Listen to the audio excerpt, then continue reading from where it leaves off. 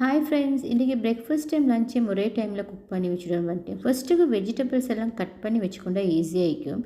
இன்றைக்கி நான் கேரட்டும் கோவாவும் தான் செய்ய நினச்சேன். கோவாவை சின்ன சின்ன பீஸாக கட் பண்ணி செஞ்சேன். என் ஃப்ரெண்டோட அப்படியே செஞ்சுருந்தேன், நல்லா டேஸ்ட் ஆகிச்சிருக்கா. அதே மாதிரி பிரேக்ஃபாஸ்ட்டுக்கு நான் அரிசிமா புட்டு தான் செஞ்சு கொள்ள வந்தேன். கோவா எப்பயுமே குக் பண்ண போக்குள்ள அது கொஞ்சம் எப்பயுமே கடுகு உளுவரிசி போட்டுக்கோங்க, அப்போ நல்ல ஒரு ஸ்மெல்லோடு தரும். அரிசி மாவு புட்டுக்கு எப்படியுமே இடித்த சம்பல் இடிக்கவே வேணும் எங்கள் வீட்டில் உள்ளவங்களுக்கு. ஸோ அதனால் சம்பல் வந்து நல்லா ஸ்பைஸியாக இடிச்சு கொள்ளுவோம்னு நினச்சிக்கொண்டேன்.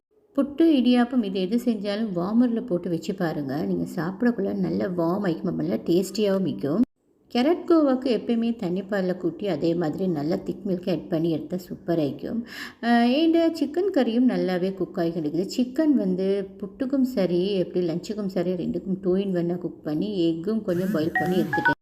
இன்றைக்கான பிரேக்ஃபாஸ்ட் அண்ட் லஞ்ச் ரெடி ஆகிடுச்சு ஃப்ரெண்ட்ஸ். தேங்க்ஸ் ஃபார் வாட்சிங்.